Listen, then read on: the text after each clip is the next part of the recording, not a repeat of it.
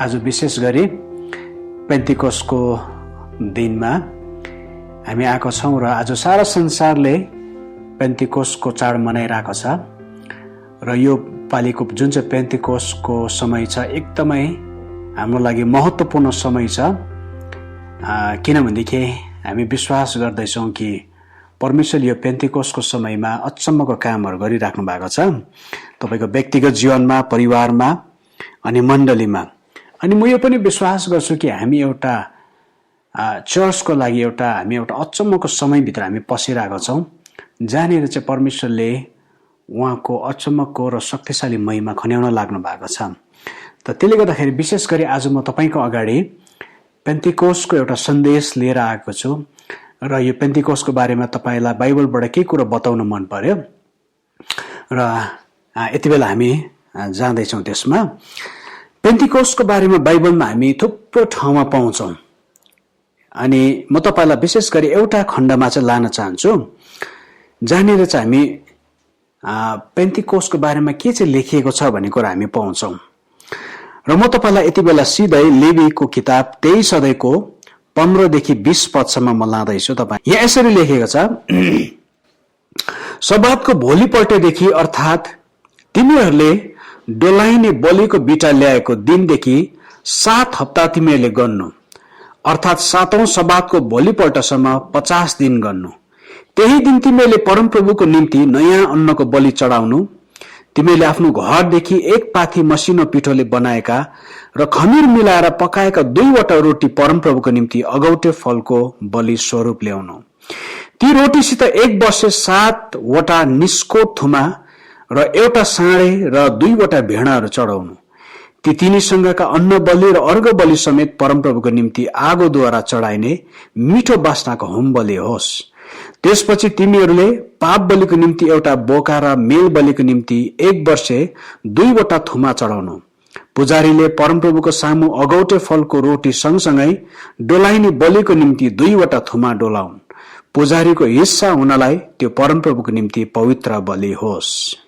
यहाँनिर हामीले हेर्यौँदेखि यो खण्डमा पेन्टिकोस्टको बारेमा परमेश्वरले दिनुभएको विधि र नियम हामी पाउँछौँ। पेन्टिकोस्ट या पेन्टिकोस्ट हामी भन्छौँ, यसको खास अर्थ के हो भन्छौँ भनेदेखि 50औं दिन। पेन्टिकोस्टको अर्थ 50औं दिन। अनि यो 50औं दिन चाहिँ के हो भन्छौँ भनेदेखि जब इजरायलीहरूले फसल कटनी गर्थे, त्यो फसल कटनी गरेको त्यो दिनदेखि पहिलो दिनदेखि उनीहरूले गन्ती गरेर जब 7 पल्ट उनीहरूले सब्बात मानिसक्थे, त्यसको बादमा जब 7 पल्ट सब्बात मानिसकेपछि 7 दिनको त्यसको बादमा 49 दिनको बादमा 50औं दिन जुन चाहिँ दिन आउँथ्यो त्यस दिनमा चाहिँ पेन्टिकोस्टको चाड उनीहरूले मान्दथे। अनि यो चाडमा विशेष गरी यो एउटा फसल कटनीको चाड भएको कारणले गर्दाखेरि उनीहरूले के चाहिँ गर्थे यो चाडमा भनेदेखि पहिलोटे फल लगिकन, अगौटे फल लगिकन परमेश्वरको अगाडि गइकन बलिदान चढाउँथे या फर्स्ट फ्रुट उनीहरूले चढाउँथे र परमेश्वरको प्रबन्धमाथि चाहिँ उनीहरू धन्यवादी भइकन उनीहरूले हार्भेस्टको यो फेस्टिभललाई मनाउने गर्थे। यसर्थ पेन्टिकोस्ट एउटा हार्भेस्टको एउटा फेस्टिभल या एउटा चाड हो जुन चाहिँ चाडमा चाहिँ उनीहरूले अन्नको अगौटे फल र अरू फर्स्ट फ्रुटहरू उनीहरूले लगेर जान्थे। यसर्थ आज जस्तै हामी पेन्टिकोस्टको दिनमा छौँ, हुनु त यो दिन हिजोदेखि सुरु भएको, तर जसै हामी यो पेन्टिकोस्टको दिनमा प्रवेश गरेका छौँ, म के विश्वास गर्छु भनेदेखि यो समयमा परमेश्वरले तपाईको जीवनमा एउटा अचम्मको कटनीको समय, हार्भेस्टको समय ल्याउँदै हुनुहुन्छ।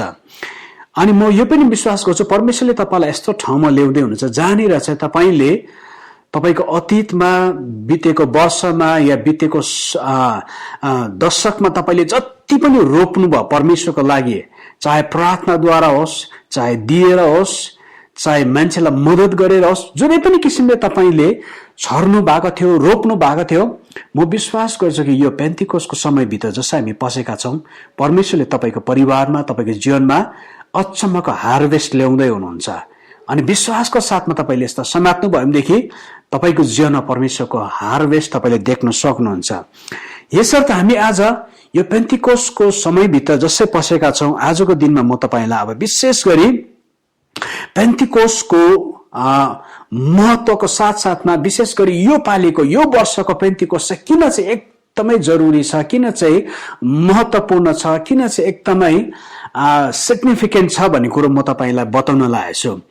अनि त्योभन्दा अगाडि तपाईलाई अलिकति पासओभरको बारेमा बताउन मन पर्यो, जुन चाहिँ पासओभर या निस्तार चाड अस्ति हामीले त्यो समयभित्र हामी गयौं या सारा संसारले पासओभरलाई माने।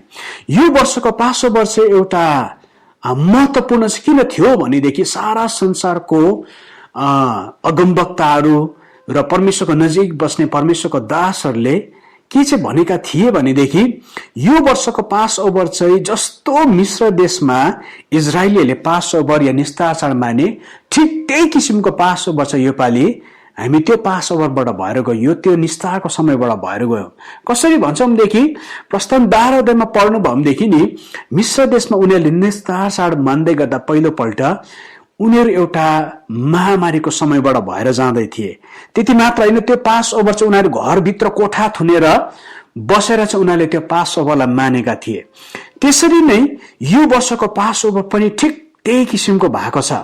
अनि सारा संसारको अगमवक्ताहरू र सारा संसारको परमेश्वरको नजिक बस्ने उहाँको दास र छोराछोरीहरूले के भनेका थिए भनेदेखि यो पालिका पासओभर चाहिँ रियल पासओभर भनेर उहाँले भन्नुभएको थिए। त त्यस्तै किसिमले पासओभर मात्र होइन, निस्तार चाड मात्र होइन, तर यो समयको या यो पालिको पेन्टिकोस्ट पनि हाम्रो लागि एकदमै महत्वपूर्ण छ। किन भन्छौं भनेदेखि सारा संसारको अगमवक्ता मात्र होइन, तर हामी सबैले चर्चको रूपमा पनि के अनुभव गरिराख्छौं, के महसुस गरिराख्छौं भनेदेखि यो पेन्टिकोस्टमा चाहिँ परमेश्वरले विशेष केही कुरो चाहिँ आत्माको संसारमा खोल्दै हुनुहुन्छ। अनि यो पेन्टिकोस्टको दिनदेखि उता एउटा जुन चाहिँ एउटा युग सुरु भएको छ, पेन्टिकोस्टको युग सुरु भएको छ।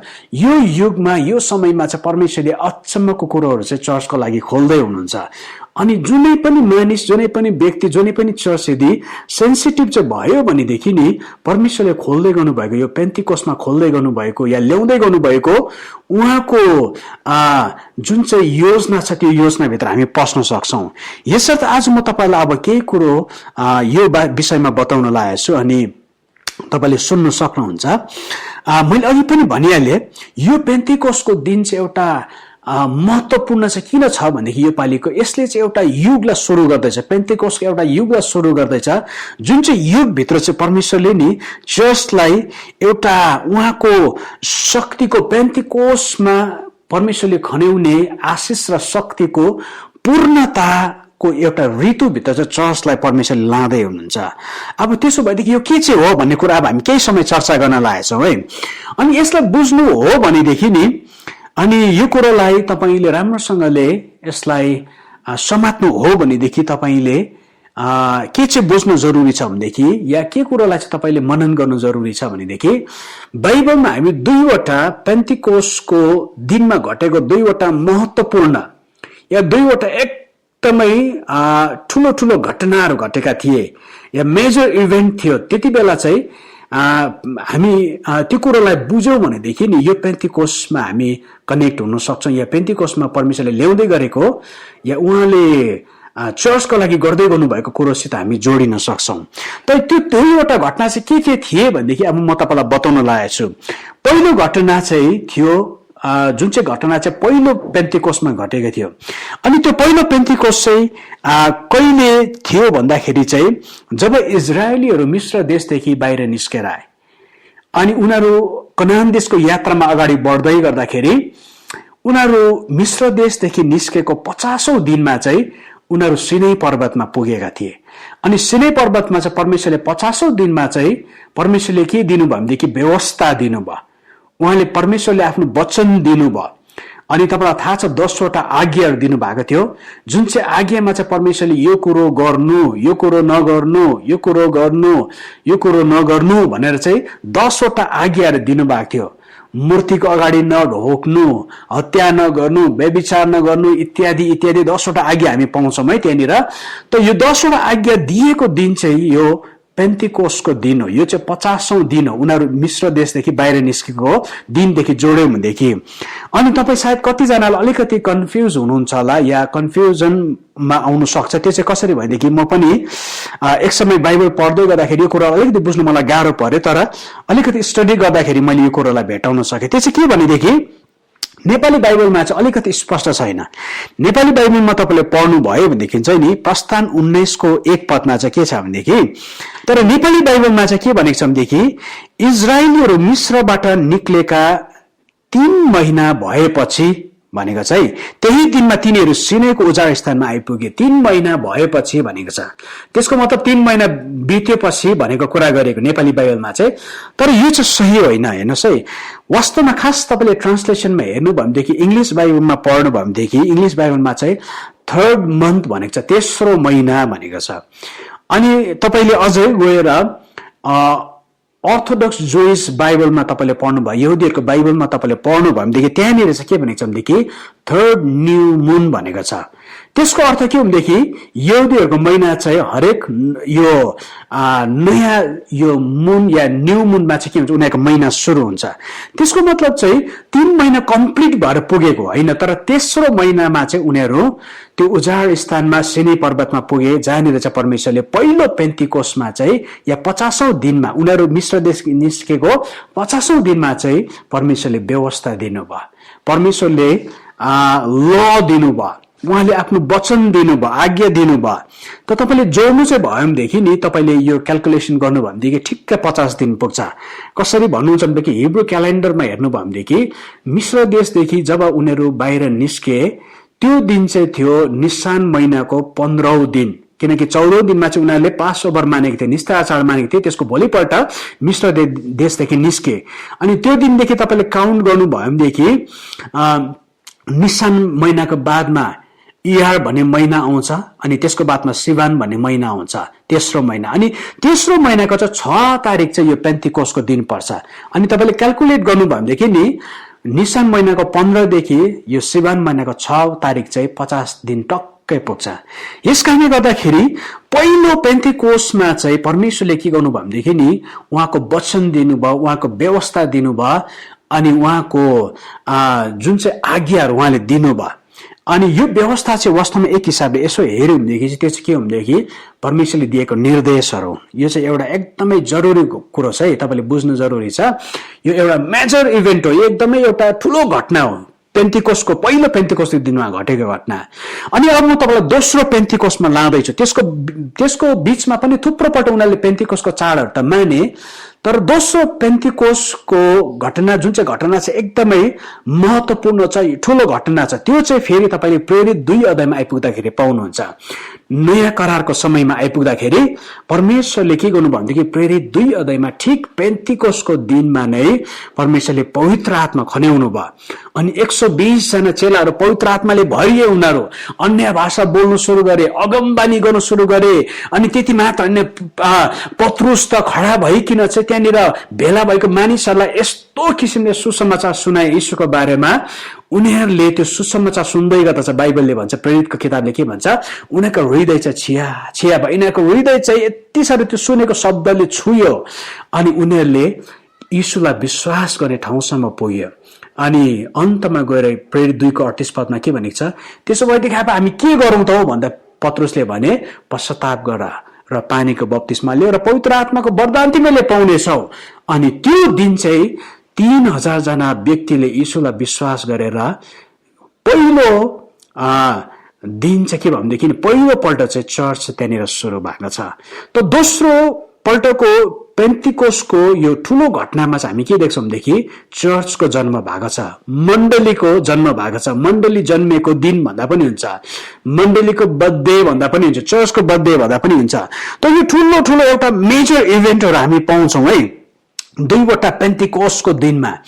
अनि म यो 2वटा पेन्टिकोस्टमा घटेको घटनालाई चाहिँ म जब यसो विचार गर्दै थिएँ या मेडिटेट गर्दै थिएँ, अनि यसलाई म यसो हेर्दै गर्दाखेरि म कसरी पनि देख्छु भनेदेखि यसलाई अभिषेकको हिसाबमा हेर्यो भनेदेखि चाहिँ म चाहिँ के बुझ्छु भनेदेखि पहिलो पेन्टिकोस्टमा जब परमेश्वरले वचन दिनुभयो, व्यवस्था दिनुभयो, त्यो व्यवस्थालाई चाहिँ म एउटा अभिषेकको हिसाबमा हेऱ्यो भनेदेखि चाहिँ म चाहिँ एउटा यसलाई चाहिँ प्रोफेटिक अनोइन्टिङ म भन्नु रुचाउँछु या अगमबानीय अभिषेक।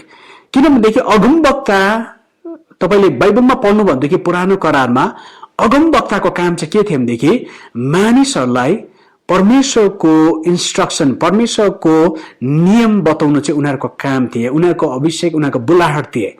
यसर्थ पहिलो पेन्टिकोस्टमा जब परमेश्वरले व्यवस्था दिनुभयो नि, म यसलाई अभिषेकको हिसाबमा हेऱ्यो भनेदेखि चाहिँ सेवकाई होइन, मिनिस्ट्री होइन, गिफ्टिङ होइन, तर अभिषेकको हिसाबमा हेऱ्यो भनेदेखि चाहिँ म यसलाई के भन्छु भनेदेखि प्रोफेटिक अनोइन्टिङ या अगमबानीय अभिषेक, जुन चाहिँ अभिषेकले चाहिँ मान्छेलाई मार्गदर्शन दिन्छ, कसरी गर्नु, कहाँ जानु, के गर्नु, कुन समयमा गर्नु भन्ने कुरो चाहिँ एउटा स्पष्ट एउटा निर्देशन दिन्छ।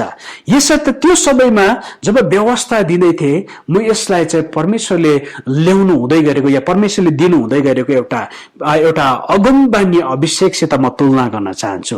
त परमेश्वरले अगमबानी अभिषेक चाहिँ मान्छेको बीचमा खन्याउनु भयो अनि अगमवक्ता भएको कारणले गर्दा अगमबानीको अभिषेक उनीहरूको बीचमा भएको कारणले गर्दाखेरि त्यहाँदेखि अगाडिको यात्रामा के गर्नु, कसो गर्नु अनि कसरी बढ्नु भन्ने निर्देशन चाहिँ उनीहरूले पाउँदथ्यो या परमेश्वरको लागि कसरी जिउनु भन्ने कुरो। अनि ठिक त्यही प्रकारले दोस्रो पेन्टिकोस्टमा जुन चाहिँ घटना घटेको छ, दोस्रो पेन्टिकोस्टमा जुन चाहिँ पवित्र आत्मा ओर्लिनु भएको छ, म यो घटनालाई चाहिँ एउटा प्रेरितीय अभिषेकसित म तुलना गर्न चाहन्छु या प्रेरितीय अभिषेक को प्रतीक भनेर चाहिँ या यसको नक्सा भनेर चाहिँ म बुझ्न चाहन्छु या म तपाईलाई बुझाउन चाहन्छु। अनि यो पेन्टिकोस्टको दिनमा जुन चाहिँ एउटा घटना घटेको छ दोस्रो पेन्टिकोस्टको समयमा प्रेरितको 2 अध्यायमा, अनि यसलाई चाहिँ म अपोस्टोलिक अनोइन्टिङ भन्छु। हेर्नुहोस् है, अनि यो चाहिँ एउटा अपोस्टोलिक अनोइन्टिङको पिक्चर हो। किनभनेदेखि त्यो समयदेखि उता चाहिँ त्यहाँदेखि उता चाहिँ प्रेरितीय अभिषेक, प्रेरितीय सेवकाई र प्रेरितीय अभिषेक चाहिँ यति साह्रो बाहिर देखा परेको छ। अनि त्यहाँदेखि उता चाहिँ नि मण्डलीको भित्र चिन्ह चमत्कार आश्चर्य कर्म भन्ने कुरोहरू चाहिँ एकदमै वृद्धि भएर गएको छ। अनि त्यो चाहिँ एउटा प्रेरितको साइन, एउटा चिन्ह हो। यसर्थ म चाहिँ यसलाई अब यो 2वटा इभेन्टलाई चाहिँ 2वटा अभिषेकसित जोड्न चाहन्छु। अनि यो पहिलो पेन्टिकोस्ट र दोस्रो पेन्टिकोस्टमा परमेश्वरले दिनुभएको प्रकाशमा चाहिँ के थियो भनेदेखि 2वटा अभिषेक थिए। अनि त्यो 2वटा अभिषेक चाहिँ के हुन् भनेदेखि अगमबानीय अभिषेक र प्रेरितीय अभिषेक, एउटा प्रोफेटिक र अपोस्टोलिक अनोइन्टिङ म भन्न चाहन्छु। प्रकाश 11 को 4 पदमा तपाईले पढ्नु भयो भनेदेखि यहाँनिर पनि 2वटा जैतुनको रुखको कुरा गरेको छ। जुन चाहिँ जैतुनको रुख चाहिँ एउटा के को प्रतीक हो भनेदेखि जैतुनको रुख चाहिँ बाट निस्केको जुन चाहिँ तेल छ त्यो तेलले चाहिँ राजालाई, पुजारीलाई अनि अगमवक्तालाई अभिषेक गर्ने काम गर्थे। अनि यो जैतुनको रुखले चाहिँ के बुझाउँछ भनेदेखि एउटा सिम्बोलिक रूपमा, एउटा चिन्हको रूपमा चाहिँ 2 किसिमको अभिषेकको बारेमा कुरा गरिएको छ। अनि प्रकाशित वाक्य 11 अध्यायमा तपाईले पढ्नु भयो भनेदेखि 2वटा साक्षीको कुरा गरेको छ, जो चाहिँ अन्तिम दिनमा चाहिँ परमेश्वरले पठाउनुहुन्छ। त्यति मात्र होइन, 12 अध्यायमा पढ्नु भयो भनेदेखि अन्तिम दिनमा परमेश्वरले जुन चाहिँ मण्डलीको कुरा गर्नु भएको छ, जो जन्मन लागेका छ या जुन चाहिँ पुस्ताको कुरा गर्नु भएको छ, अन्तिम दिनको पुस्ता, त्यसको बारेमा उल्लेख गरेको छ प्रकाशित वाक्य 12 अध्यायमा। यसर्थ अन्तिम दिनको प्रकाशित वाक्य 11 अध्यायमा कुरा गर्दै गर्दाखेरि 2वटा साक्षीको कुरा गर्दै गर्दाखेरि नि उनीहरूको बारेमा के भनेको छ भनेदेखि म पढेर सुनाउन चाहन्छु। 11 को 4 मा पृथ्वीका परमप्रभुको सामने खडा रहेका जैतुनका 2 रुखहरू र 2 सामदानहरू यिनै हुन्। त यहाँनिर 2वटा जैतुनको रुखको कुरा गरेको छ, साक्षीको कुरा गर्दै गर्दाखेरि। अनि म के विश्वास गर्छु भनेदेखि यो चाहिँ एउटा चिन्हको रूपमा, एउटा नक्साको रूपमा परमेश्वरले के भन्दै हुनुहुन्छ भनेदेखि नि अन्तिम दिन परमेश्वरले खन्याउँदै गरेको या ल्याउनु हुँदै गरेको 2वटा अभिषेकको कुरा गर्नु हुँदैछ है। त त्यसले गर्दाखेरि अघि मैले तपाईलाई बताएँ पहिलो पेन्टिकोस्टमा उहाँले व्यवस्था दिनुभयो, दोस्रो पेन्टिकोस्टमा पवित्र आत्माको झरी उहाँले पठाउनु भयो। अनि म यसलाई 2वटा अभिषेकसित तुलना गर्न चाहन्छु। अनि अब कुरा हुन्छ अहिलेको अब पेन्टिकोस्ट, यो पेन्टिकोस्टको कुरा गरौँ। अब यो पेन्टिकोस्टको महत्व अनि यो पेन्टिकोस्टको अर्थ या यो पेन्टिकोस्टको इम्पोर्टेन्स चाहिँ के छ, सिग्निफिकेन्स चाहिँ के हो भनेदेखि नि म के विश्वास गर्छु, म चाहिँ यसलाई थर्ड एउटा पेन्टिकोस्ट भन्न चाहन्छु या तेस्रो या फाइनल पेन्टिकोस्ट भन्न चाहन्छु, जुन चाहिँ पेन्टिकोस्ट चाहिँ एउटा आजको दिनदेखि सुरु भएको छ, तर यो एउटा युग हो। यो 1 वर्षको लागि, यो 2 वर्षको लागि होइन, तर यो एउटा युग चाहिँ सुरु भएको छ, पेन्टिकोस्टको एउटा युग, जुन चाहिँ युगमा चाहिँ परमेश्वरले नि पेन्टिकोस्टको पूर्णता को आशिष र शक्ति चाहिँ अब यो युगमा खन्याउन लाग्नु भएको छ। अनि त्यो चाहिँ कस्तो चाहिँ हुन्छ भन्दाखेरि चाहिँ म चाहिँ के विश्वास गर्छु भनेदेखि पहिलो पेन्टिकोस्टमा परमेश्वरले खन्याउनु भएको जुन चाहिँ अभिषेक थियो र दोस्रो पेन्टिकोस्टमा खन्याउनु भएको जुन चाहिँ अभिषेक थियो, अब यो तेस्रो पेन्टिकोस्टमा चाहिँ यो दुईवटा अभिषेक चाहिँ एक साथमा जोडिएर चाहिँ परमेश्वरले या एक साथमा चाहिँ परमेश्वरले खन्याउन लाग्नु भएको छ। त्यसको मतलब चाहिँ के हो भनेदेखि नि अगमबानी अभिषेक र प्रेरितीय अभिषेकलाई चाहिँ परमेश्वरले एक साथमा ल्याइकिन चाहिँ अब यो तेस्रो पेन्टिकोस्टको यो अवधिमा या यो युगमा चाहिँ परमेश्वरले खन्याउन लाग्नु भएको छ। अनि यो शक्ति या यो अभिषेक जब चर्चमा खन्याइन्छ, व्यक्तिमा खन्याइन्छ, त्यो व्यक्ति या त्यो चर्च यति साह्रो शक्तिशाली हुन्छ, यति साह्रो शक्तिशाली हुन्छ। अनि त्यो शक्ति चाहिँ अहिलेसम्म हामीले देखेका छैनौं। हामीले अतीतमा हेर्यौं भनेदेखि थुप्रो रिभाइभलहरूको कथा हामी पाउँछौं, अजुजा स्ट्रिटको रिभाइभल हामी पाउँछौं, वेल्सको जागृतिको कथा हामी पढ्न पाउँछौं, जहाँनिर मान्छेको जीवनमा अचम्मका कामहरू भएको थिए, मिराकलहरू भएको थिए। अनि हामी थुप्रो मान्छेको हामी कथा पढ्न सक्छौं, रिभाइभलिस्टहरूको कथा पढ्न सक्छौं, विलियम सेमुअलको कथा पढ्न सक्छौं, स्मिथ विगल्सवर्थको कथाहरू पढ्न सक्छौं हामी, अनि विलियम ब्रानहामको कथाहरू पढ्न सक्छौं। अनि थुप्रो अरू मानिसहरू छ जसलाई परमेश्वरले उनीहरूको जमानामा यति साह्रो शक्तिशाली रूपमा चलाउनु भयो। तर म जुन चाहिँ पेन्टिकोस्टमा परमेश्वरले ल्याउँदै गर्नुभएको अभिषेकको कुरा गर्दैछु नि, यो अभिषेक जब कुनै व्यक्तिमाथि खनिन्छ र कुनै चर्चमाथि खनिन्छ, त्यो अभिषेकद्वारा परमेश्वरले गर्न लाग्नु भएको काम चाहिँ नि या त्यसको प्रकटीकरण चाहिँ यति साह्रो ठुलो हुनेछ। त्यो ठुलो कामलाई देख्दाखेरि चाहिँ हामीले अतीतको हाम्रो रिभाइभलहरु चाहिँ हामी बिर्सिन्छौं, किनकि बाइबलमा नै भनेको छ पछिल्लो दिनको महिमा चाहिँ अघिल्लो दिनको महिमा भन्दा चाहिँ ठुलो हुनेछ। यसर्थ म के विश्वास गर्छु भनेदेखि यो पेन्टिकोस्टको जुन चाहिँ युग सुरु भएको छ, यो युगमा परमेश्वरले खन्याउन लाग्नु भएको यो दुईवटा अभिषेकलाई एक साथमा खन्याउन लाग्नु भएको छ। यो अभिषेकले जब भरिन्छ नि, पवित्र आत्माको 9 वटा वरदानको पूर्णतामा चाहिँ चर्च उभिनु सुरु गर्छ, अनि व्यक्ति उभिनु सुरु गर्छ। अनि त्यति बेला चाहिँ नि परमेश्वरले गर्नुहुने परमेश्वरको महिमित कामहरु चाहिँ नि संसारमा देखा पर्नेछ। अचम्म आज म तपाईलाई त्यसको लिस्टलाई वर्णन गर्न सक्दिन, तर यसो सोच्नुहोस्, पवित्र आत्माको 9 वटा वरदानको जब पूर्णतामा कुनै मान्छेलाई परमेश्वरले चलाउनुहुन्छ या कुनै चर्चलाई चलाउनुहुन्छ भनेदेखि त्यो समय कस्तो चाहिँ हुन्छ होला। अनि तपाईलाई खुसीको कुरा बताइदियो, हामी त्यो समयभित्र पस्दैछौं। जब यो पेन्टिकोस्टको दिन सुरु भएको छ, हामी त्यो समयभित्र पस्दैछौं अनि परमेश्वरले त्यो कुरो गर्न लाग्नु भएको छ है। तर यो कुरो भन्दै गर्दा एउटा कुरो चाहिँ तपाईलाई अलिकति बताइदिउँ जो हामीले बुझ्न जरुरी छ, किनकि यो कुरो भन्दै गर्दा सायद तपाई कतिले के छ सोच्नुहुन्छ होला भनेदेखि, जो पास्टोरल मिनिस्ट्रीमा हुनुहुन्छ या तपाईको जीवनमा प्रचारकको वरदान छ या प्रचारकको सेवकाईमा तपाई हुनुहुन्छ या तपाई टिचिङको सेवकाईमा हुनुहुन्छ भनेदेखि सायद तपाईले यसलाई सायद कसरी पनि बुझ्नुहुन्छ होला भनेदेखि सायद कतिले के भन्ने गर्छ भनेदेखि, त्यसो भएदेखि यो दुईवटा अभिषेक, अगमबानी अभिषेक या प्रेरित अभिषेक आएपछि चाहिँ के अन्त अरू सेवकाईहरु चाहिँ बन्द हुन्छ भन्ने मनमा प्रश्न आउँछ। तर म तपाईलाई के भन्न चाहन्छु, ती सेवकाईहरु बन्द हुँदैन।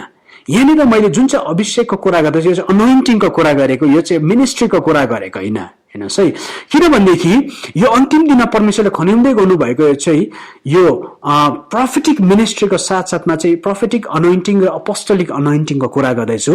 जुन चाहिँ अभिषेक चाहिँ एक साथमा जब आउँछ नि, त्यति बेला चाहिँ तपाईले पास्टरको सेवकाई गर्दै हुनुहुन्छ भनेदेखि तपाईको पास्टरले सेवकाई चाहिँ अझै शक्तिशाली भएर जान्छ, या तपाईको शिक्षाको सेवकाई तपाईले गर्दै हुनुहुन्छ भनेदेखि त्यो अझै पावरफुल भएर जान्छ, या तपाई सुसमाचारको इलाकामा प्रचारकको सेवकाई गर्दै हुनुहुन्छ भनेदेखि तपाईको जीवनमा त्यो वरदान सन्तान छ भनेदेखि यो दुईवटा अभिषेक एकसाथमा जब तपाईको जीवनमा ओर्लेर आउँछ, तपाईको प्रचारकको सेवाकै अझै शक्तिशाली भएर जान्छ। यसर्थ यहाँनिर हामीले बुझ्नुपर्ने कुरो चाहिँ के हो भनेदेखि यहाँनिर मैले प्रोफेटिक मिनिस्ट्री र अपोस्टलिक मिनिस्ट्रीको कुरा गरेको होइन, यहाँनिर दुईवटा अभिषेक एकसाथमा आउने कुरा म गर्दैछु। अनि म विश्वास गर्छु यो चाहिँ अब यो तेस्रो पेन्टिकोस्टमा परमेश्वरले गर्न लाग्नु भएको छ। त त्यसले गर्दाखेरि हामीले अब यसलाई बुझ्नु र यसको लागि हामी तयार हुनु जरुरी छ है।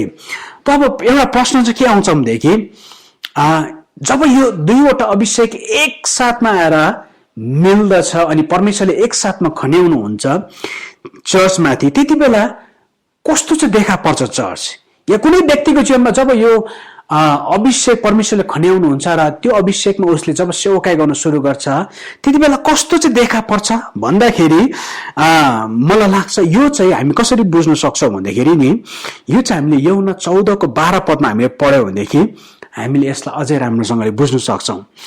यूहन्ना 14:12 पदमा यसरी लेखेको छ, साँच्चै म तिमीहरूलाई भन्दछु, परमेश्वरले भन्नुहुँदैछ है, जसले मलाई विश्वास गर्दछ त्यसले मैले गरेका काम पनि गर्नेछ र ती भन्दा ठूला काम गर्नेछ, किनभने म पिता कहाँ गइरहेको छु।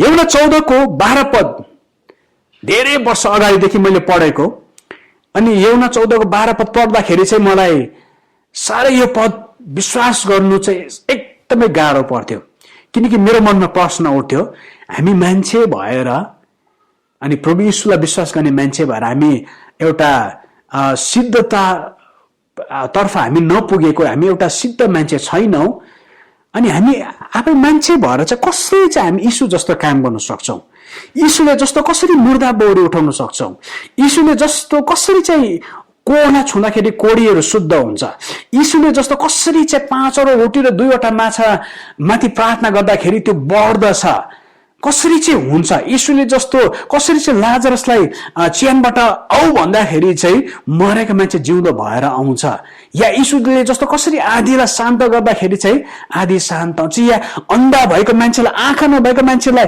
कसरी चाहिँ हामी यीशु जस्तै जाति पाउन सक्छौं भने मेरो मनमा एउटा प्रश्न उठ्थ्यो क्या है। अनि यो पदलाई मलाई विश्वास गर्नु एकदमै गाह्रो पर्थ्यो। अनि यहाँनिर के भनेको छ भनेदेखि यीशु जस्तै मात्र भनेको पनि अलिक ठिकै थियो नि, तर यहाँनिर के भनेको छ प्रभु यीशुले तिमीले म जस्तै अनि म भन्दा पनि अझै ठूलो काम गर्नेछौ। अनि यो पद बोल्दाखेरि मलाई साह्रै विचलित हुन्थ्यो म, अनि कसरी चाहिँ हुन सक्छ भने धेरै वर्षसम्म मेरो मनमा एउटा प्रश्न थियो। तर जब यी दिनमा म बाइबल पढ्दैछु अनि यो दुईवटा अभिषेकको बारेमा म विचार गर्दैछु नि, मलाई के लाग्छ भनेदेखि परमेश्वरले भन्नुभएको यो वचन चाहिँ वास्तवमा अन्तिम दिनको मण्डलीको लागि राख्नु भएको, जुन चाहिँ अन्तिम दिनको मण्डलीमा चाहिँ परमेश्वरले आफ्नो यो अभिषेक, यो दुईवटा अभिषेक एक साथमा जब खन्याउनु हुन्छ नि, त्यति बेला चाहिँ त्यो मण्डली जब यो अभिषेकले भरिन्छ, त्यति बेला चाहिँ यीशुले गर्ने काम मात्र होइन, तर यीशुले गर्ने काम भन्दा पनि ठुलो आश्चर्य कर्म गर्नु सुरु गर्नेछ। अनि हामी म तपाईलाई उत्साहित गराउन चाहन्छु, हामी त्यो समयको नजिक पुग्दैछौँ, हामी त्यो समयभित्र बिस्तारै छिर्दै जाँदैछौँ, जहाँनिर चाहिँ नि परमेश्वरको यो वचनको पूर्णता हामी देख्न सक्छौँ या हामीले चाल पाउन सक्छौँ। यसर्थ तपाईले चर्चको बारेमा सोच्नु भयो भनेदेखि नि चर्चको भविष्य चाहिँ साह्रै सुन्दर छ। हेर्नुहोस् है, चर्चको फ्युचर चाहिँ साह्रै सुन्दर छ, साह्रै शक्तिशाली छ। यसै 60 अध्यायमा के लेख्छ भनेदेखि मानिसहरूलाई अन्ध्यारोले, पृथ्वीलाई अन्ध्यारोले र मानिसहरूलाई घोर अन्ध्यारोले ढाक्दै जाँदैछ, तर परमप्रभुको महिमा चाहिँ तमाथि चम्काउनेछ, उदाउनेछ। यसर्थ चर्च अब फ्युचरको भविष्यको चर्च या अन्तिम दिनको चर्चको बारेमा नि जब तपाईले विचार गर्नुहुन्छ, अन्तिम दिनको चर्च चाहिँ मायालाग्दो चर्च, लुइतामे चर्च, अनि अन्तिम दिनको चर्च चाहिँ शैतानदेखि घरिघरि हार्ने चर्च होइन है, तर परमेश्वरले अन्तिम दिनको चर्चमा चाहिँ यस्तो उहाँको अभिषेक यस्तो मात्रा खन्याउन लाग्नु भएको छ। अनि यो दुईवटा पेन्टिकोस्टको अभिषेक चाहिँ एकसाथमा जब ओर्लेर आउँछ नि, त्यति बेला चाहिँ त्यो चर्चले चाहिँ यीशुले गर्ने काम मात्र होइन, तर यीशुले गर्ने काम भन्दा पनि ठूलो काम गर्नेछ। यसर्थ म तपाईलाई एन्करेज गर्न चाहन्छु, तपाईँ त्यो दिनको नजिक हुनुहुन्छ, तपाईँ त्यो दिनभित्र बिस्तारै पस्दै जानुहुन्छ है। अनि अब यो अभिषेकको कुरा गर्दै गर्दाखेरि म तपाईलाई अर्को कुरा चाहिँ के बताउनु मन पर्यो भनेदेखि परमेश्वरले जब यो अभिषेक खन्याउँदै हुनुहुन्छ यसको उद्देश्य चाहिँ के हो परमेश्वरले किन चाहिँ यो खन्याउँदै हुनुहुन्छ भन्ने कुरो पनि हामीले बुझ्नु जरुरी छ। यसको उद्देश्य पनि बुझ्नु जरुरी छ।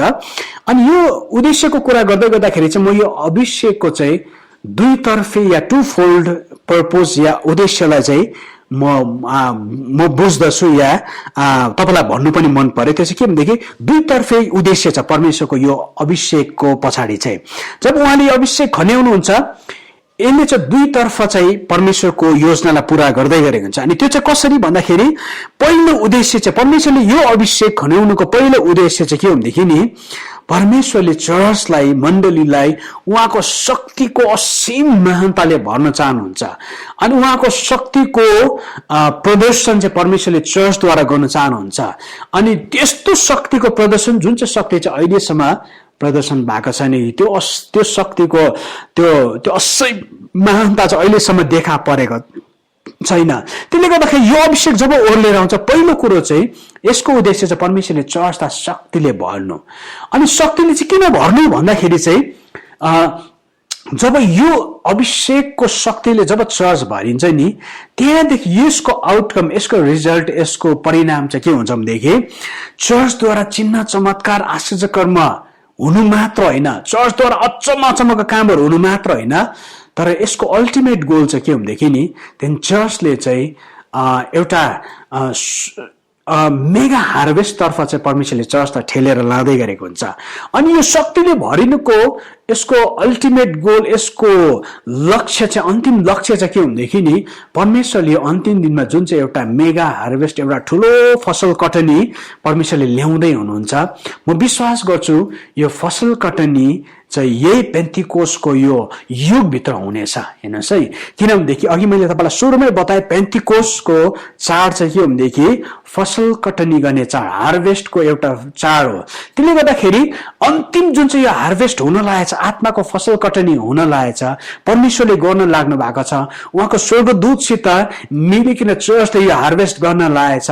अनि यो अन्तिम हार्भेस्ट चाहिँ कस्तो हुन्छ भनेदेखि यो चाहिँ 100 जनाको होइन, यो चाहिँ 1000 जना मान्छेको होइन, तर यसमा चाहिँ लाखौं र करोडौं बिलियन्स अफ सोलको चाहिँ हार्भेस्ट हुन लागेको छ। यसलाई चाहिँ म मेगा हार्भेस्ट भन्छु।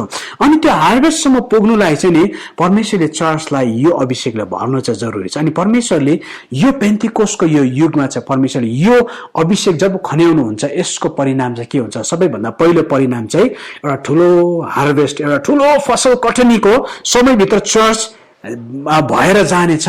अनि म विश्वास गर्छु जसले पनि यो प्रकाशका समाचार जुनै पनि चर्चले यो प्रकाशका समाचार यो भित्र पस्छ नि त्यो चर्च वृद्धि हुन सुरु हुन्छ। कुनै पनि शक्तिले कुनै पनि अख्तियारले त्यो कुरोलाई रोक्न सक्दैन है। त त्यसले गर्दा पहिलो उद्देश्य चाहिँ के हो भनेदेखि यो अभिषेक खन्याउनुको पहिलो उद्देश्य चाहिँ परमेश्वरले चर्चलाई त्यो ठुलो हार्भेस्ट भित्र लाँदै हुनुहुन्छ। अनि दोस्रो उद्देश्य चाहिँ के हो भनेदेखि यो अभिषेकको दोस्रो उद्देश्य चाहिँ परमेश्वरले चर्चलाई चाहिँ प्युरिफाई गर्न चाहनुहुन्छ। उहाँले चर्चलाई चाहिँ सफा पार्न चाहनुहुन्छ। अनि चर्चलाई चाहिँ परमेश्वरले पवित्र पार्न चाहनुहुन्छ ताकि त्यो चर्चलाई चाहिँ परमेश्वरले ऱ्याप्चरमा के गर्न सकोस्, उठाउन सकोस्। यस कारणले गर्दाखेरि दोस्रो उद्देश्य चाहिँ के भनेदेखि परमेश्वरले चर्चलाई चाहिँ नि उहाँको दोस्रो आगमन या ऱ्याप्चरको लागि चाहिँ तयार पार्दै हुनुहुन्छ। अनि यो कुरा हामी कहाँ चाहिँ पाउँछौँ भनेदेखि नि म तपाईलाई यो कुरोलाई यसो तपाईलाई पुष्टि गर्नको लागि या अझै सपोर्ट गर्नको लागि म तपाईलाई मत्ती 3:11 पदमा लान चाहन्छु। ल यति बेला मत्ती 3:11 पदलाई म पढ्दैछु, तपाईले सुन्न सक्नुहुन्छ। म चाहिँ त तिमीहरूलाई पश्चातापको लागि पानीले बप्तिस्मा दिन्छु, तर म पछि आउनुहुने म भन्दा अझ शक्तिशाली हुनुहुन्छ जसका जुत्ता बोक्ने योग्यको म छैन। उहाँले तिमीहरूलाई पवित्र आत्मा र आगोले बप्तिस्मा दिनुहुनेछ। तपाईलाई थाहा छ यहाँनिर यूहन्नाले नि प्रभु यीशुको बारेमा बताउनु हुँदै गर्दाखेरि यहाँनिर दुईवटा शक्तिशाली कुरा चाहिँ के भनेको छ, यीशुले चाहिँ हामीलाई पवित्र आत्माले र आगोले बप्तिस्मा दिनुहुनेछ। पवित्र आत्माको बप्तिस्माको सुरुवात प्रेरित 2 अध्यायमा भइसकेको छ। तर यहाँनिर जुन चाहिँ आगोको कुरा गर्दैछ नि वास्तवमा यो आगोको बप्तिस्मा चाहिँ यसको मुख्य एउटा यसको विशेष उद्देश्य चाहिँ के छ भनेदेखि यो बप्तिस्मा आगोको बप्तिस्माबाट भएर जब चर्च जान्छ नि यसले चाहिँ चर्चलाई चाहिँ प्युरिफाई गर्ने सफा गर्ने काम गर्दछ। जसरी आगोले तपाईले हेर्नुभयो भनेदेखि आगोले सबै कुरोलाई डढाएर भस्म पार्छ खरानी पार्छ। त्यसरी नै यो अभिषेक जब खनिन्छ नि, परमेश्वरले चर्चभित्र भएको हरेक महिला र फोहोर कुरोलाई चाहिँ परमेश्वरले सफा गर्न चाहनुहुन्छ, ताकि एउटा चोखो र एउटा महिमित र एउटा पवित्र दुलही चाहिँ एउटा तयार होस्, र्याप्चरको लागि मण्डली तयार होस् भनेर चाहिँ परमेश्वरले यो अभिषेक खन्याउँदै हुनुहुन्छ है। त त्यसले गर्दाखेरि यो अभिषेकको दुईतर्फे उद्देश्य चाहिँ यही हो। पहिलो उद्देश्य चाहिँ परमेश्वरले चर्चलाई त्यो ठुलो मेगा हार्भेस्टभित्र लाँदै हुनुहुन्छ, अनि दोस्रो उद्देश्य चाहिँ के हो भनेदेखि उहाँले चर्चलाई प्युरिफाई गर्ने काम गर्दै हुनुहुन्छ। चर्चभित्र भएको हरेक फोहोर र मैला कुरो चाहिँ परमेश्वरको आगोले चाहिँ भस्म पार्ने काम गर्नुहुनेछ। यसर्थ हामी अब यो समयको लागि चाहिँ के गर्नु जरुरी छ भनेदेखि तयार हुन चाहिँ जरुरी छ। अब म मेरो सन्देशको यो पेन्टिकसको सन्देशको अन्ततर्फ म आउँदैछु, अनि अन्ततर्फ आउँदै गर्दाखेरि अब म लास्ट पोइन्ट भनिकन म तपाईँलाई अन्त गर्छु। अनि त्यो चाहिँ के भनेदेखि अब त्यसो भएदेखि कसरी चाहिँ हामी यो अभिषेकभित्र पस्ने, कसरी चाहिँ म यो अभिषेकभित्र पस्न सक्छु, कसरी चाहिँ अब यो अभिषेकभित्र परमेश्वरले ल्याउँदै गर्नुभएको यो दोबर भएको अभिषेक या दुईवटा अभिषेक एक साथमा आइकन चाहिँ परमेश्वरले खन्याउँदै हुनुहुन्छ, त्यो अभिषेकभित्र चाहिँ म कसरी चाहिँ पस्ने या हामी कसरी चाहिँ पस्न सक्छौँ भन्दाखेरि म तपाईँलाई दोस्रो राजाको किताबमा भएको 2 अध्यायको 1 देखि 18 पदसम्म त्यहाँनिर जुन चाहिँ घटना छ त्यो घटनाबाट म केही सिद्धान्तहरू तपाईँको अगाडि राख्न चाहन्छु। अनि त्यो सिद्धान्तलाई हामीले यसो हेर्यौँ भनेदेखि हामी पनि त्यो सिद्धान्तद्वारा चाहिँ यो दोबर भएको अभिषेकभित्र हामी पस्न सक्छौँ। किनकि यो घटनामा हेर्यौँ भनेदेखि एलिसाले चाहिँ एलियाको जन्म भएको अभिषेकको दोबर भाग चाहिँ उसले चाहिँ त्यहाँनिर हासिल गरेको छ या त्यो अभिषेकभित्र जोडिएको छ या पसेको छ। त हामी त्यहाँनिर एउटा सिद्धान्त पाउँछौँ है। अनि यहाँनिर थुप्रो कुरो छ, अनि म तपाईँलाई सरसर्ती बताउँदै जान्छु। थुप्रो पोइन्ट भएको कारणले गर्दाखेरि म तपाईँलाई सबै एक्सप्लेन गर्दिनँ, तर तपाईँले सुन्दै जानुहोस् र तपाईँले यसलाई मनमा लिन सक्नुहुन्छ। र यसमा पहिलो सिद्धान्त चाहिँ म के भन्छु भनेदेखि, पहिलो सिद्धान्तलाई चाहिँ म के भन्छु भनेदेखि विश्वास। त्यसको मतलब यो अभिषेकभित्र तपाईँ पस्नु हो भनेदेखि सबैभन्दा पहिलो कुरो तपाईँले विश्वास गर्नु पर्यो। तपाईँले पत्याउनु पर्यो कि परमेश्वरले यो अभिषेक ल्याउँदै हुनुहुन्छ, अनि म यो अभिषेकभित्र पस्छु। म त्यो पुस्ताको मान्छे हो जुन चाहिँ पुस्तामा चाहिँ परमेश्वरले यो अभिषेक खन्याउनुहुन्छ, अनि म पस्छु भनेर तपाईँले विश्वास गर्नु पर्यो। मलाई थाहा छ यो सन्देश सुन्दै गर्दाखेरि या तपाईँ जतिले पनि सुन्नुहुन्छ या सुन्दै हुनुहुन्छ या सुन्नेवाला हुनुहुन्छ, सायद कतिले यो कुरोलाई पत्याउनु गाह्रो पर्ला। यस्तो पनि हुन्छ र, कहाँ चाहिँ लेखेको छ यस्तो कुरो भन्ने तपाईँको मनमा होला है। तर तपाईँले के गर्नु जरुरी छ भनेदेखि विश्वास गर्नु जरुरी छ। कुनै पनि प्रोफेटिक वर्ड, कुनै पनि अगमबानीको सन्देश, अगमबानीको वचन तपाईँको जीवनमा पुरा हुनु हो भनेदेखि पहिलो चाहिँ तपाईँले विश्वास गर्नु चाहिँ जरुरी छ।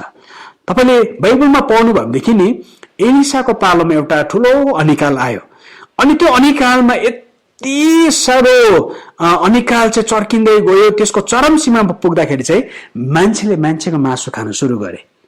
अनि त्यो अनिकालको बीचमा चाहिँ एलिसाले उभिएर चाहिँ अगमबानी गरे, भोलिको दिनमा यो ठाउँमा यसै समय चाहिँ अन्नको प्रशस्तता हुन्छ भनेर अगमबानी गरे। त्यो अगमबानी गर्नु सजिलो थिएन, किनकि अनिकाल यति साह्रो चर्को थियो, मान्छेले मान्छेको मासु खाँदै थिए। अनि त्यो अनिकालको बीचमा एलिसाले प्रशस्तताको अगमबानी गरे। अनि दुःख लाग्दो कुरो चाहिँ के हो भनेदेखि एकजना मान्छे थियो, राजाको अफिसर, एउटा अधिकारी। उसले के भन्यो भनेदेखि कसरी हुन सक्छ, स्वर्गको झ्याल खोल्यो भनेदेखि पनि यो कुरो हुन सक्दैन। उसले पत्याएन त्यो अगमबानीको वचनलाई। त्यति बेला एलिसाले के भन्यो, तिमीले यो अगमबानीको वचनलाई नपत्याएको कारणले गर्दाखेरि तिमीले यो घटना पूरा भएको त देख्छौ, तर तिमी यसभित्र पस्न सक्दैनौ। अनि ठिक भोलिपल्ट त्यस्तै भयो, अन्नको प्रशस्तता भयो, अनि त्यो मान्छे त्यो प्रशस्तताभित्र पस्न सकेन, अगमबानीको फुलफिलमेन्टभित्र ऊ पस्न सकेन। उसले देख्नु त देख्यो, तर ऊ त्यसले अनुभव गर्न सकेन, त्योभित्र पस्न सकेन। किन? उसले विश्वास गर्न सकेन। यसर्थ पहिलो सिद्धान्त म के भन्दैछु भनेदेखि नि, यो पेन्टिकसको कुरा गर्दै गर्दाखेरि तपाईँले के गर्नु जरुरी छ, तपाईँको भित्र हृदयमा तपाईँले विश्वास गर्नु जरुरी छ कि परमेश्वरले हामीलाई यो समयभित्र लाँदै हुनुहुन्छ, अनि परमेश्वरले हाम्रो जीवनमा यो अभिषेक खन्याउँदै हुनुहुन्छ। पहिलो कुरो विश्वास।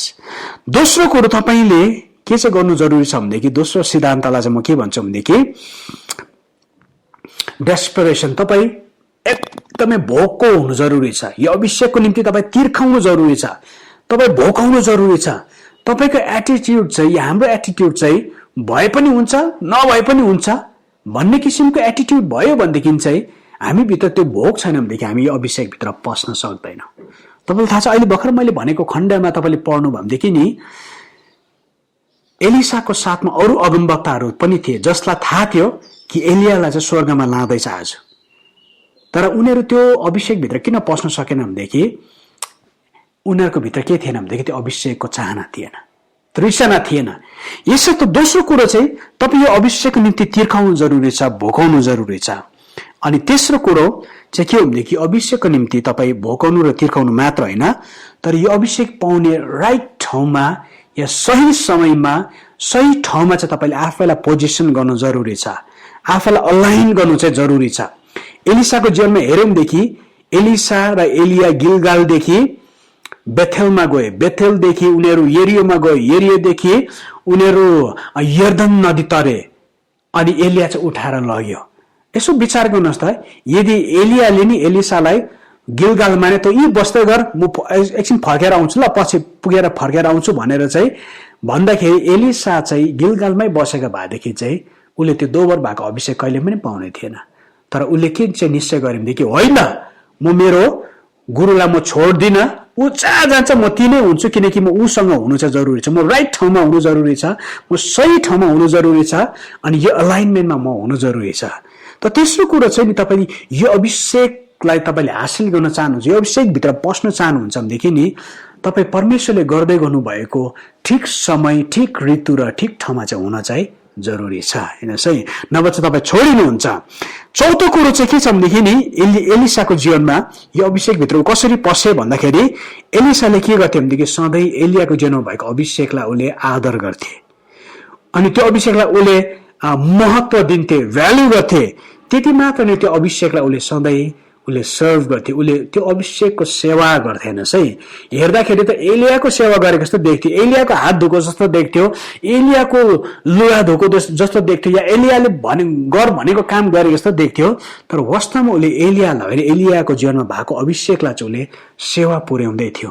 यसर्थ एलिसाको जीवनमा हामीले हेऱ्यौँ देखि नि उसले अभिषेकलाई आदर गर्थ्यो, उसले अभिषेकलाई उसले कदर गर्थ्यो, त्यसको भ्यालु गर्थ्यो। अनि त्यति मात्र होइन, तर उसले त्यो अभिषेकलाई सर्भ पनि गर्थ्यो। तपाईँलाई थाहा छ, दुःख लाग्दो कुरो नि, म गेहजीको बारेमा पढ्दै गर्दा मलाई साह्रो नमिठो के लाग्छ, गेहजीले चाहिँ एलिसाको जीवनमा भएको अभिषेक वास्तवमा उसको जीवनमा आउनु सक्थ्यो, तर उसले गेहजीले कहिले पनि अभिषेकलाई के गरेन भनेदेखि भ्यालु गरेन। उसले अभिषेकलाई चाहिँ संसारको धनसित पैसासित उसले साट्यो, अनि त्यति बेला चाहिँ ऊ चाहिँ के भनेदेखि त्यो अभिषेकदेखि बाहिर, हेर्नुहोस् है। तर एलिसाको जीवनमा हेऱ्यौँदेखि एलिसाले चाहिँ जहिले पनि यो अभिषेकलाई उसले अनर गर्थ्यो, कदर गर्थ्यो, अनि उसले त्यो अभिषेकलाई चाहिँ उसले जहिले पनि सेवा पुर्याउँथ्यो।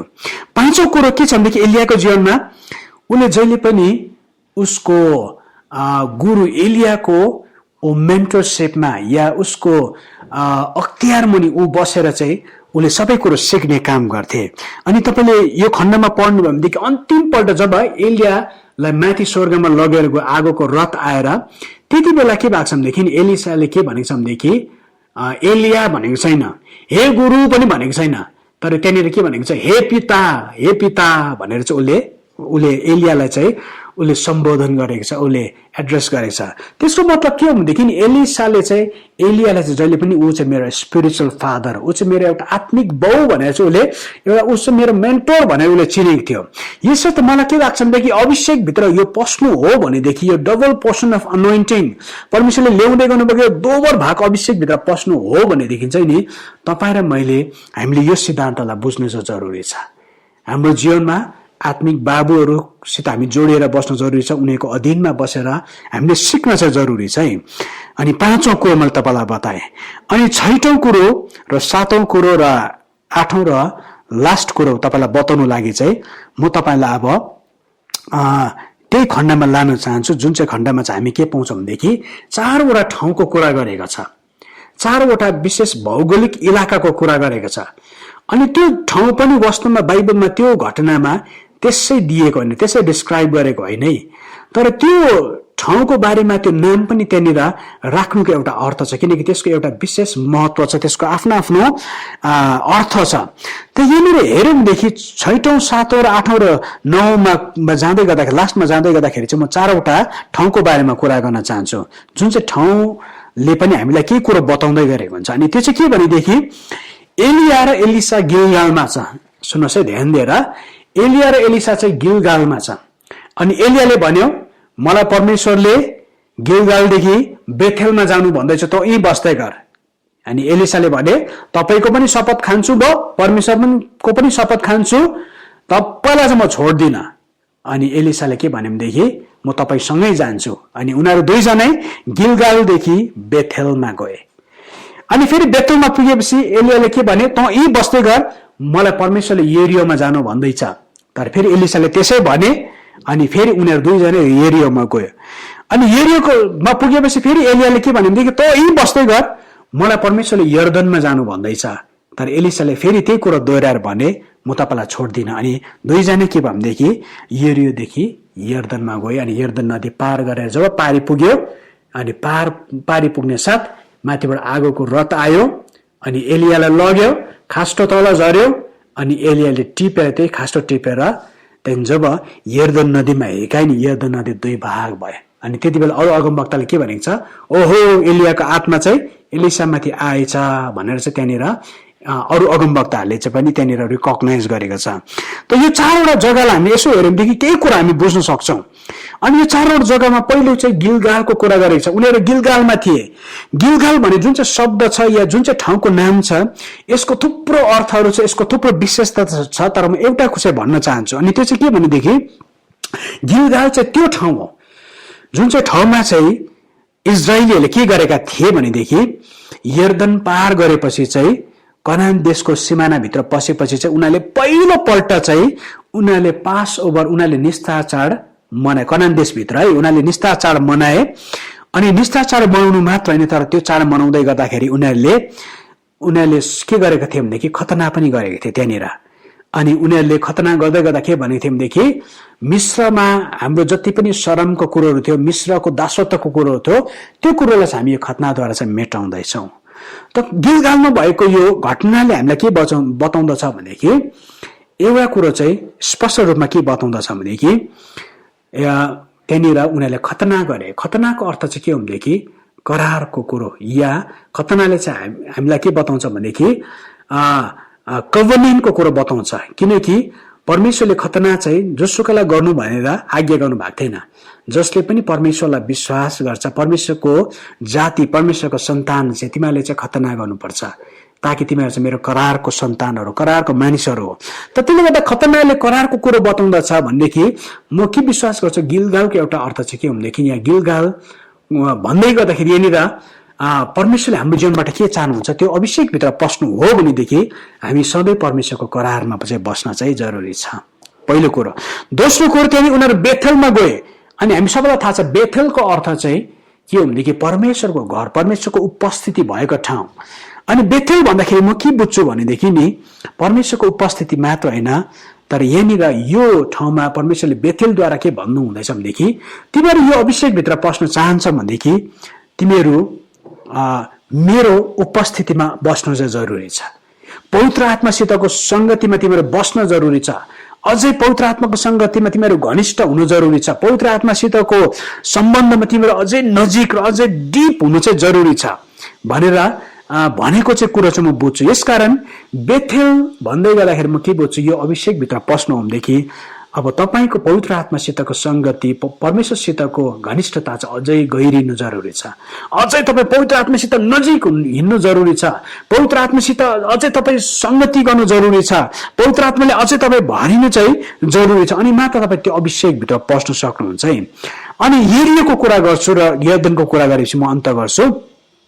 यरियोको बारेमा चाहिँ म चाहिँ के बुझ्छु भनेदेखि यरियो भन्दाखेरि हामी सबैलाई एउटा घटना चाहिँ मनमा झट्ट आइहाल्छ।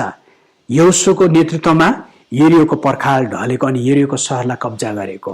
त यरियोको पर्खाल कसरी ढल्यो भन्दाखेरि कुनै हतियारले, कुनै तोपले पड्काएर ढलेको होइन, तर उनीहरूले जब हरेक दिन त्यो सहरको उनीहरूले चक्कर लाउँथे अनि 7 दिनसम्म चक्कर आयो, अनि 7औं दिनमा 7 पल्ट चक्कर लाग्यो। जब उनीहरूले तुरै फुके, जोडले प्रशंसा गरे, उनीहरूले आराधना गरे, त्यति बेला चाहिँ त्यो सहरको पर्खाल चाहिँ ढलेको छ अनि विजय चाहिँ हासिल गरेको छ। यसर्थ म हेरियो भन्दा के बुझ्छु भनेदेखि नि हाम्रो जीवनमा दिनुपर्ने प्रशंसा र आराधनालाई दिनुपर्ने महत्त्वको कुरा म बुझ्छु। त्यो अभिषेकभित्र पस्नु हो भनेदेखि, अन्तिम दिनको अभिषेकभित्र पस्नु हो भनेदेखि यो अभिषेकभित्र लानुको लागि प्रशंसा एउटा मुख्य चाबी हुनेछ, आराधना एउटा मुख्य चाबी हुनेछ। त्यसले गर्दाखेरि नि हामीले प्रशंसा र आराधनालाई अब हामीले सधैँको जस्तै नलिएर हामीले यसलाई अर्कै हिसाबले या यसको अर्को आयामभित्र हामी पस्न जरुरी छ।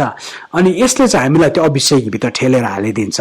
अनि लास्ट कुरा म भनिकन अन्त गर्छु, त्यो चाहिँ के हो भनेदेखि यर्दन नदीले म के बुझ्छु भनेदेखि, जसरी यर्दन नदी तरेर गएपछि यर्दन नदीले चाहिँ उनीहरूलाई मिश्र देश, अनि मिश्र देश मात्र होइन कनान देश र मिश्र देशबाट चाहिँ उनीहरूलाई अलग गर्ने एउटा नदीको रूपमा हामी पाउँछौँ। त त्यसले गर्दाखेरि तपाईँले अब्राम र लोतको बारेमा पनि पढ्नु भयो भनेदेखि यर्दन नदीबाट चाहिँ उनीहरू अलग अलग भएको छ। त म यसलाई के बुझ्छु भनेदेखि यर्दन नदी चाहिँ एउटा पवित्र पारेको या कन्सेक्रेटेड लाइफ, एउटा अलग्गै छुट्याएको जीवन मात्र नभएर परमेश्वरको प्रतिज्ञामा रहने कुरा पनि बुझ्छु। यसर्थ यो अभिषेकभित्र पस्नु हो भनेदेखि अन्तिम कुरो हामीले के गर्न जरुरी छ, हाम्रो जीवनमा परमेश्वरको लागि हामीले आफूलाई अलग गर्न जरुरी छ। संसारदेखि, मिश्रदेखि हामीलाई अलग गर्न जरुरी छ। अनि प्रतिज्ञाको देशभित्र हामी बस्न जरुरी छ। परमेश्वरको प्रतिज्ञामा हामी बस्न जरुरी छ। मिश्रको तरिकादेखि हामी निस्केर परमेश्वरको प्रतिज्ञाभित्र हामी रहनु चाहिँ जरुरी छ। अनि हामी यति चाहिँ गऱ्यौँ भनेदेखि नि एलिसा जस्तै हामी त्यो दोबर भएको अभिषेकभित्र हामी पस्न सक्छौँ। अनि मेरो प्रार्थना छ कि तपाईहरु सबैजना, तपाईँ जसले पनि यो भिडियो हेर्दै हुनुहुन्छ या यो टिचिङलाई सुन्दै हुनुहुन्छ, मेरो प्रार्थना के भनेदेखि परमेश्वरले ल्याउँदै गर्नुभएको यो अभिषेकभित्र तपाईहरु सबैजना पस्न सकोस्। अनि तपाईहरु चर्चको रूपमा, व्यक्तिगत रूपमा, परिवारको रूपमा पस्न सकोस्। त मेरो प्रार्थना यही छ।